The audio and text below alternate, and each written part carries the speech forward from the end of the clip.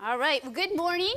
Welcome to this breakout session on Teach Physical Therapy to anyone on the mission field. So we're gonna go on a little adventure together this morning. How's that sound? Good.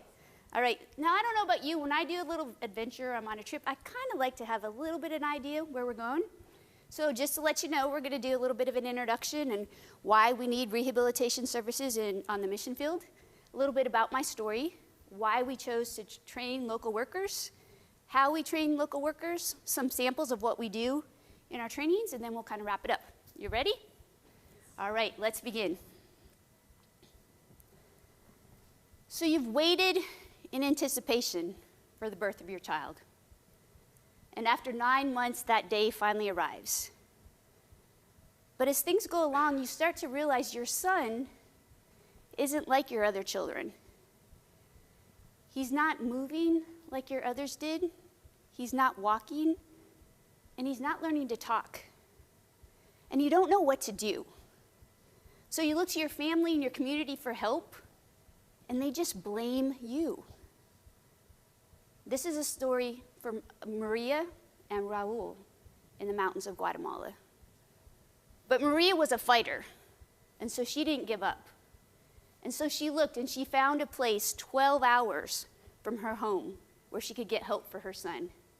So at 1 a.m., she would strap 40-pound Raul on her back, walk the narrow mountain pass for 4 hours, sometimes in the pouring rain, until she got to the bus. When she got to the bus, she hoped that they would stop, because knowing that she had a child with a disability, sometimes the buses would just pass on, not wanting to take the extra time it would take her and Raul to get on the bus. When she finally arrived at her destination, 12 hours later, her reward was a 1-hour therapy session for her son once a month. After that, she would turn around and do the trip all the way back home, ending with that 4-hour walk through those narrow mountain passes back to her house.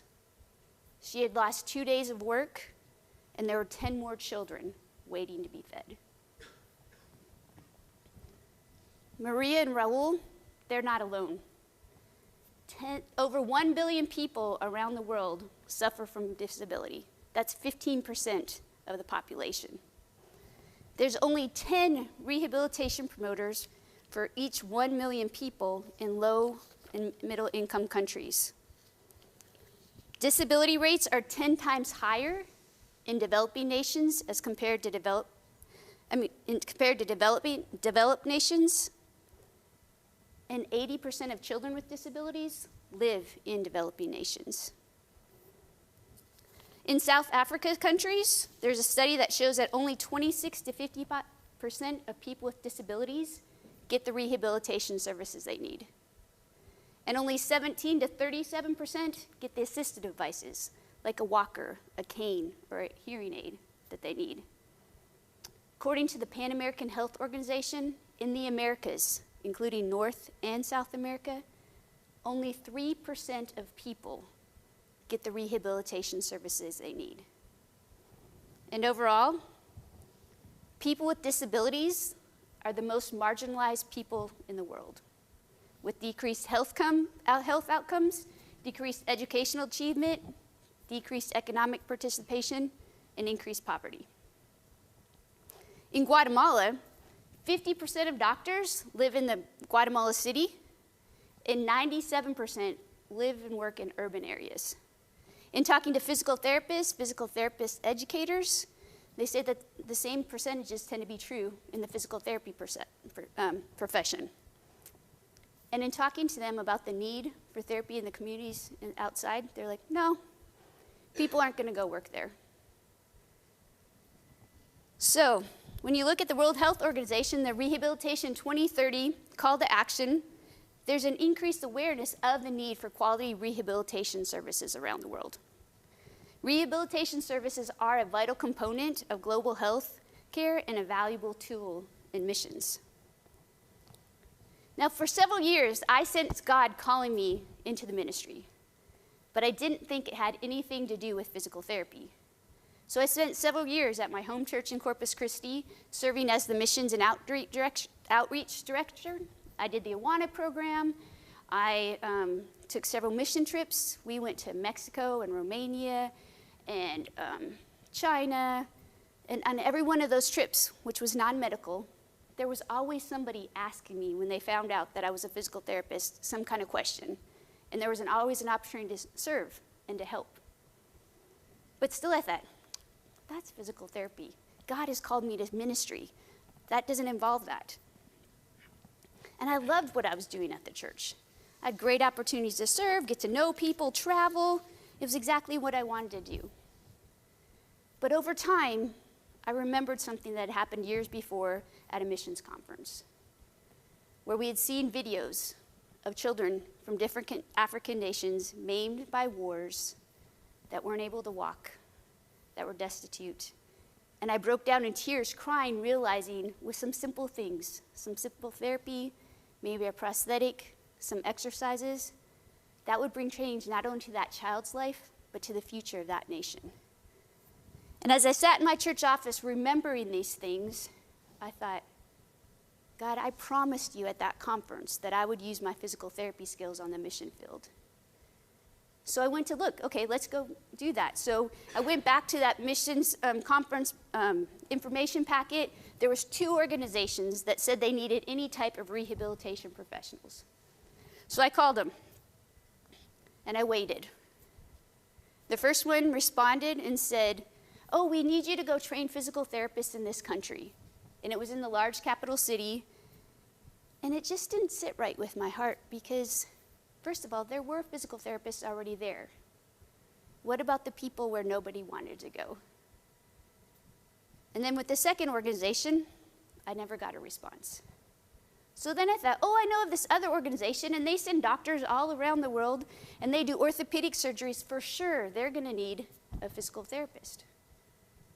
So I called them up, and they said, no, we don't need a physical therapist. And I thought, really? How can you not need a physical therapist? And I was kind of confused. I was like, God, you broke my heart for this, but now I don't know what to do. So I thought, okay, I'll just go back to school and I'll go get my nursing degree. So I started applying for a nursing degree. Somebody's like, oh, no, you should go to medical school. But it dawned on me, I had gone to physical therapy school. And there was probably a reason for that. And then I remembered that 2 years before, I had met a couple in Chichicastenango, Guatemala, named John and Sharon Harvey. And they had a medical clinic and a Bible school. And when I had been there, she had poured out her heart about the need for physical therapy for children with disabilities, how she wanted to train some of her workers to do that, but she just didn't have a way to do it. So I sent her an email and, waiting to see what she would say. And within 4 hours, I had a response. And she said, will you come train our staff? And I wrote back and said, well, my experience is in adult outpatient orthopedics, acute care. I've had pediatrics, of course, because I was in school, but I haven't done it since I've graduated. And she said, I don't care. Are you willing to come? So I went, not even sure what I was doing. How do you train people in another country to do basic physical therapy things for children with disabilities when you're not even a pediatric physical therapist? But I felt like God had opened a door. So after 2 weeks, we had what was the start of a program with 7 children getting therapy once a week by 10 locally trained workers that we now call rehabilitation promoters. So, why would we train a local person rather than just sending more professionals? Well, one, we could go be the physical therapist and we can see a certain number of people, but there's going to be a limit to the number of people that we can see. But if we train other people to do the work, we can multiply the impact and we can use it as a greater opportunity to share the gospel and spread the love of Christ to those that are often, as we've seen, marginalized by those in the community. Also, we can go and spend a long time struggling to learn a language, to understand the culture, to make those relationships, to even get connections and opportunities to come within in a community. But by working with local people, they already understand the language. They often speak the dialects as well. They understand the culture. They have the relationships with the people there's doors that are open already. We have a rehabilitation promoter that works with us. Her name is Tomasa, and she speaks Spanish and Quiche is the dialect where we live. And whenever Shez or myself, who's our Guatemalan PT, has a new patient that only speaks Quiche, we always let her talk to them first. And when she does, that evaluation goes much smoother than before because she has a way of putting them at ease. And she speaks their language. Also, by training local people, we're not taking jobs away from people. We're actually providing opportunities for jobs. And even if there are therapists, we don't work to take the jobs away from the therapists in that country. We help them train local workers if that's what they desire as well. Actually, too, the Guatemalan PT educators have told me where you work, our students are going to go work. And we actually had, our Guatemalan therapist had a student in one of her classes, and she said, from the area where we wanted to work, and she said, great. So when you graduate, you can go back there. And she looked at her like, no, why would I do that? Also, by training local rehabilitation promoters, we take some of the barriers away that come when a foreigner goes in to do the work. First of all, sometimes foreigners are seen or act like they're the experts, and we're really not.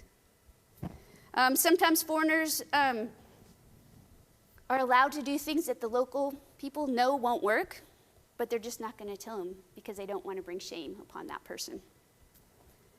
And also, sometimes foreigners go in identifying the needs, which aren't the needs in the minds of the people. And so something is established that basically becomes that foreigner's project rather than anything of value to the people within the community. Also, training rehabilitation promoters within their own community empowers and equips them to meet the needs within their community. One of our rehabilitation promoters, Sandra, said, "Thank you for teaching me how to love my neighbor." Others we have trained said they also wanted to help, but they just didn't know how. Or they didn't have the opportunity to go study because their family didn't have the money. And now that we're training them, they're just so excited, and they're like, teach us more, teach us more. Teaching rehabilitation promoters changes their perceptions of people with disabilities, and changed perceptions will hopefully impact the community at large.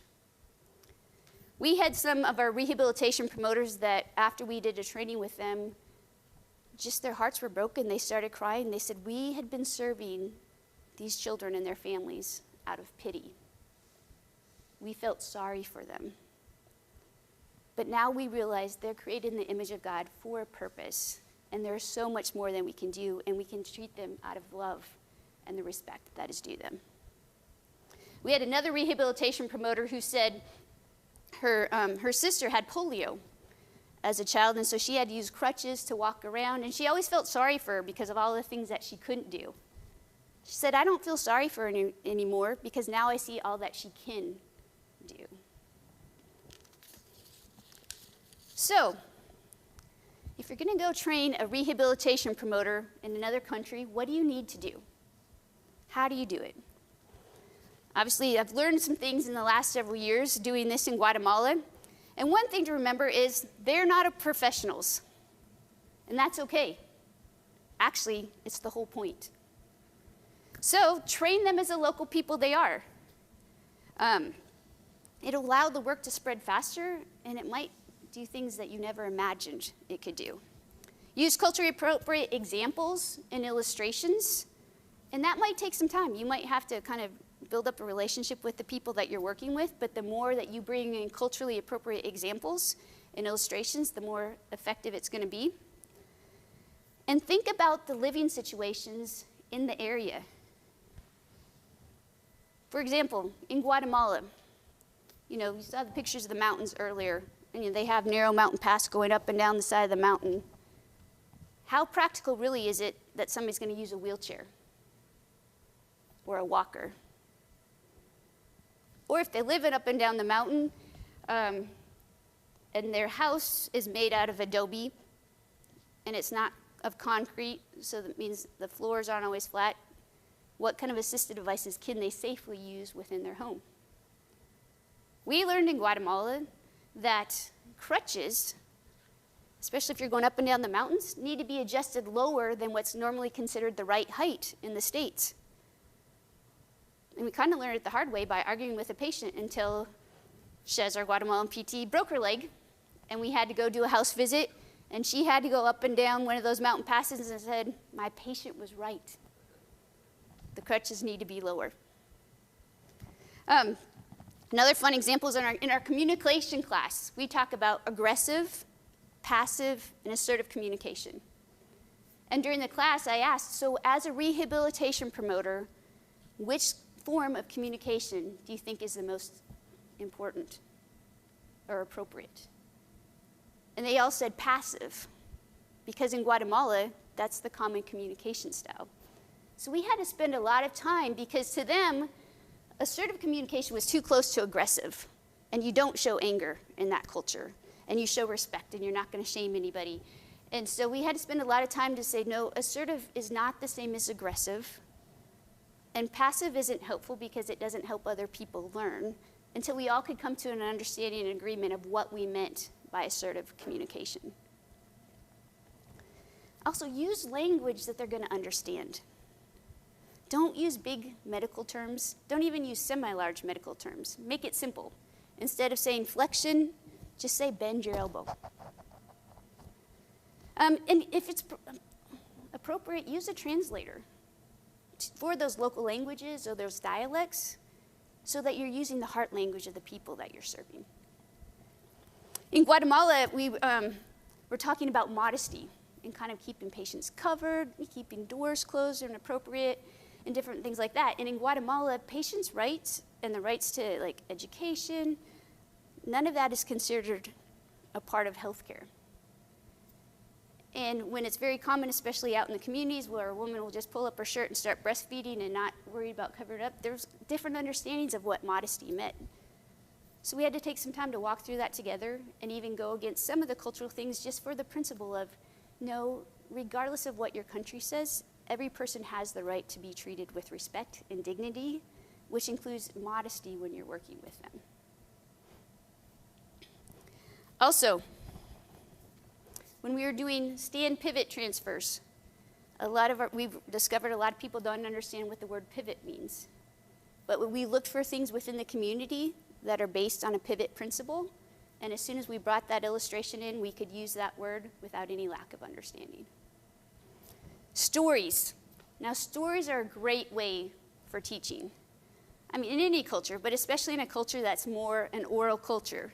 So in introducing ideas on evaluating our own culture and kind of our perceptions of disability within our own culture, we use the following story, and I'm just going to read it to you.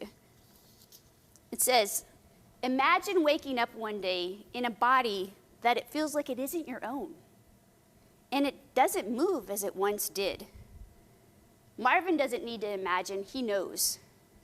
When Marvin woke up one morning, unable to get out of bed, his family rushed him to the National Hospital for answers and help. But the doctor's explanation, brain damage due to drug abuse, caused Marvin to be more confused. Believing Marvin deserved his punishment from God for his drug abuse, his family chose not to help him. The doctor's diagnosis was mistaken. Marvin did not do drugs, but only his aunt believed him. Determined to find help for her nephew, she took him to a Celsius medical clinic. Despite a forced smile, Marvin's lowered head and slouched posture in his wheelchair depicted a young man judged, rejected, and defeated. The Celsius team, doctor, and physical therapist took the time to listen to Marvin's story. They agreed with his aunt. His condition was not due to drug abuse, but Guillain-Barré, a condition in which the body's immune system attacks the nervous system, causing weakness and paralysis. Most people have a good recovery. Tears streamed down Marvin's face as the team told him about his condition. For the first time in months, someone had listened to him and believed in him. He felt God's love and acceptance. Standing with his new walker, Marvin had new hope. He was not alone. And that's the story we use to talk about cultural difference and perceptions and what we've learned from our community about people with disabilities. Then think practical training, not lecture type training. teach the students how to do each skill, and let them practice, and practice often. You know, some of the students are going to have difficulty with these new concepts because it's not something that they're commonly familiar with. And they'll need to have lots of time to practice and review because that's going to make it stick.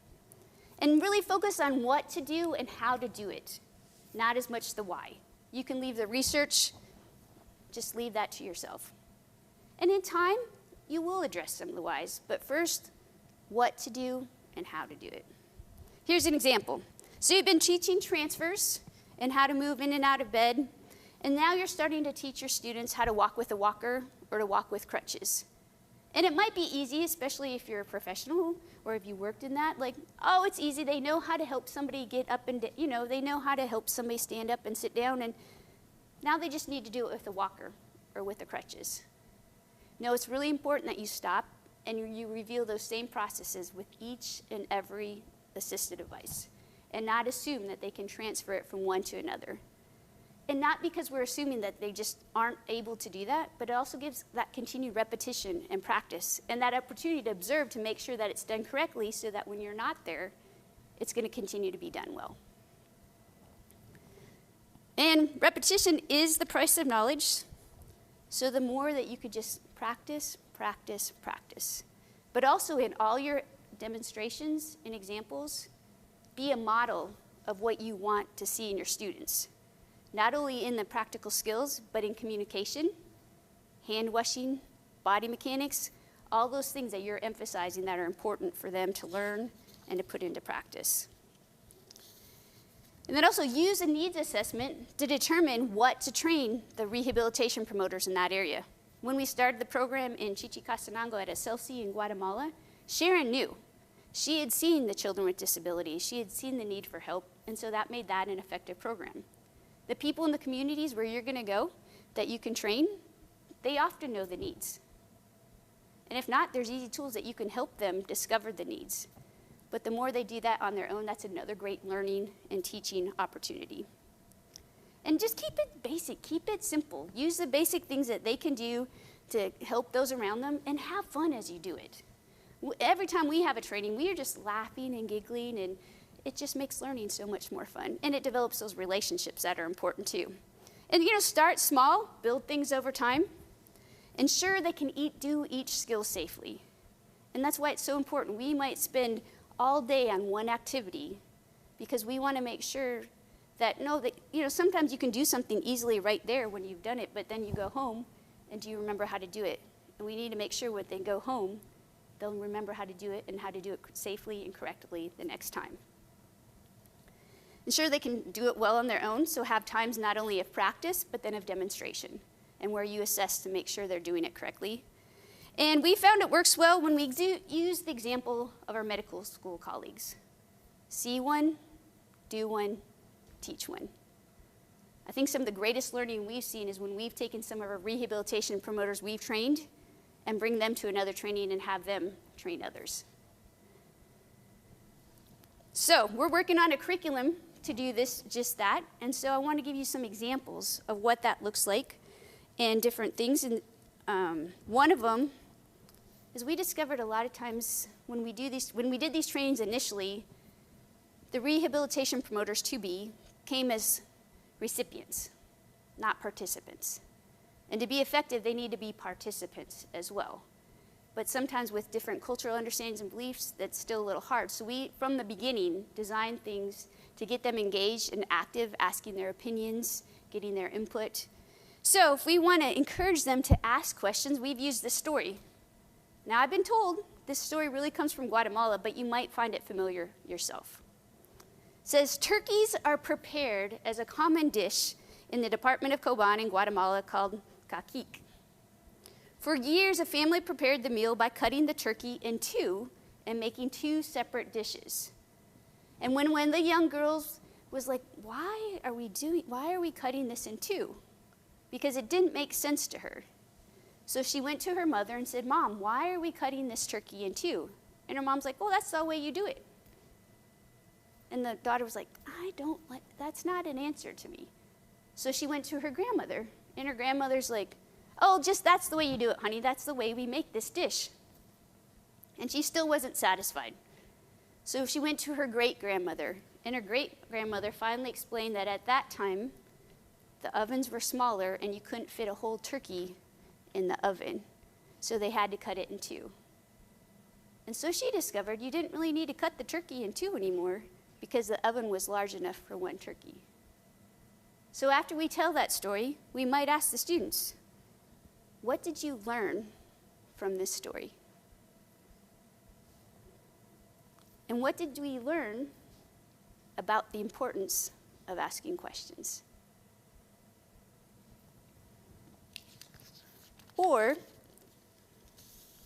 And the whole point of that is to encourage them to ask questions when things don't make sense to them, so that hopefully they'll leave feeling like they have an understanding, and they won't just still leave going, well, that's just what they told me to do. Another big part of what our training is to make sure everybody has an accurate and biblical understanding about disability, about suffering. So some things we're going to do, and I want you to participate, please, with this activity. If you think about where you live, how are people with disabilities viewed in your culture? And I'll give you a second one. What do people say are the reasons someone has a disability?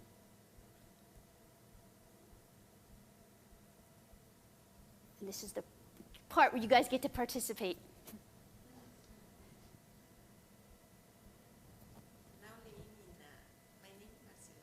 Nice to meet you.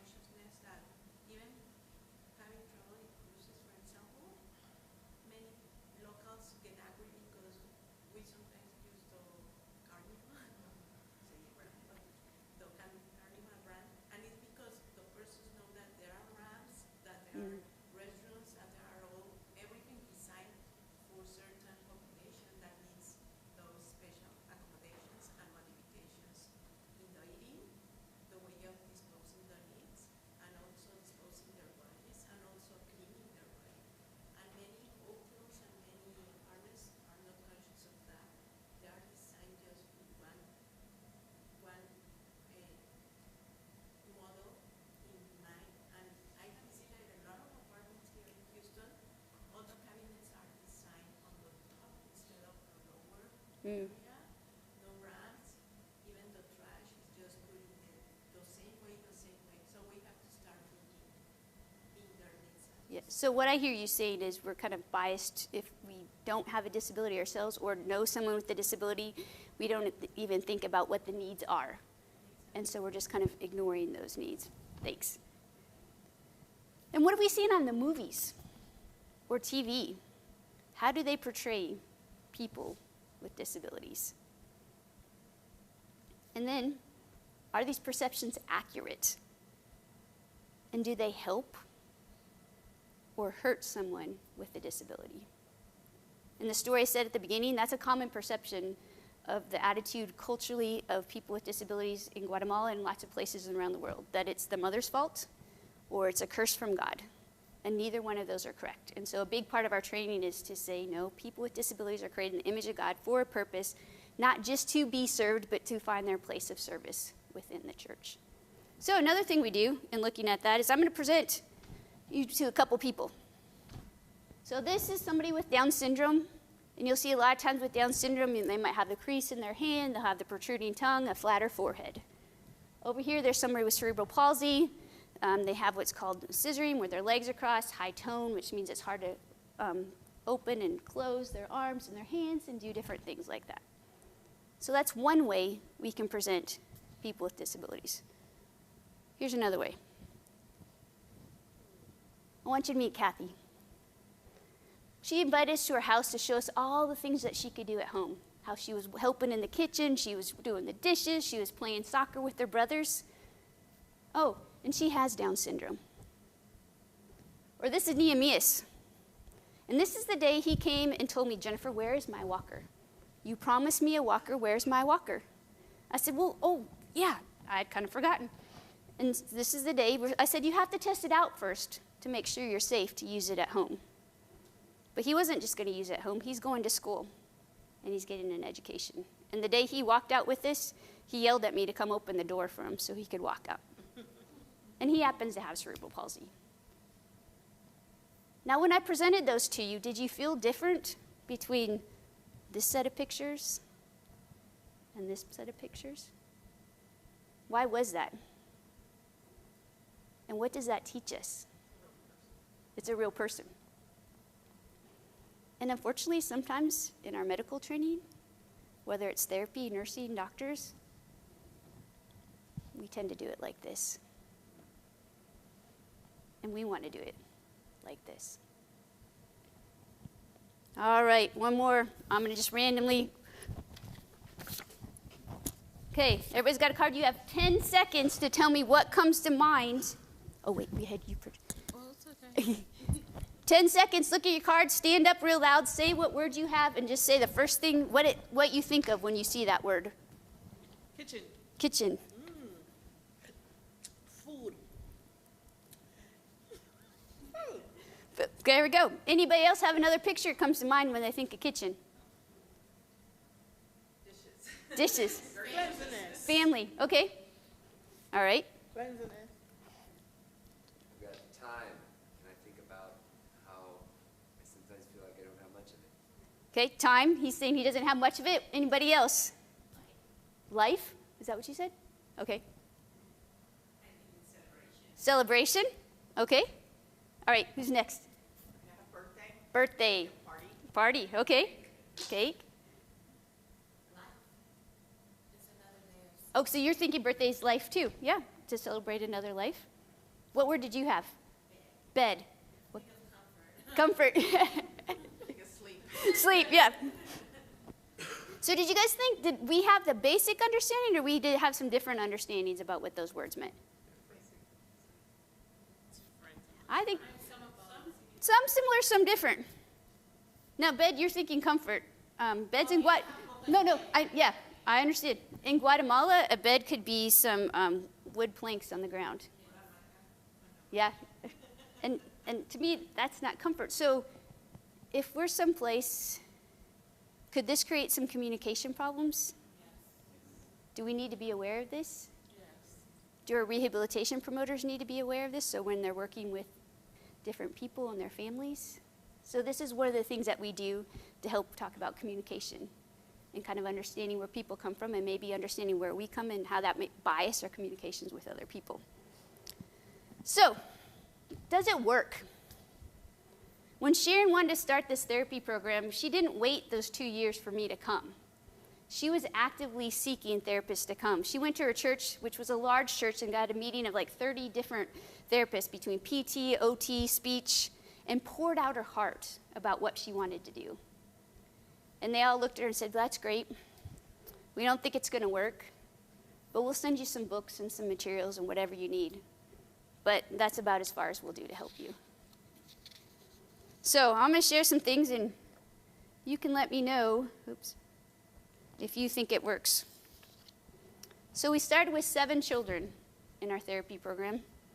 Today we have 80, and we see 20 adults, and we have a waiting list. And these are just the people that can come, not counting all the people in the communities that just can't get to us. We've had mothers tell us if it hadn't been for the therapy program, their children would still probably be lying in bed today. We'd have former patients that have sent their neighbors to us saying, hey, look, you broke your hip, I broke my hip, you need to go to this place because they're going to help you walk just like they helped me. And they're going to do it with love and compassion. You need to go. Or the other woman that saw a young man at church that had cerebral palsy and spent months and months and months inviting him to come, and he finally came to the program last week. Or one of our rehabilitation promoters that wanted to study medicine, started working with us, and now is studying physical therapy. Or an indigenous woman taking our rehabilitation promoter class last year that said, "Thank you for treating us all the same. And thank you that though you're a professional, you made it simple, you repeated it, and you allowed us to understand and to learn these things so that we can help our neighbors." So where else can we go with this? What other communities, countries are waiting for someone to come and train them? What has God put in your hands, and what will you do with it?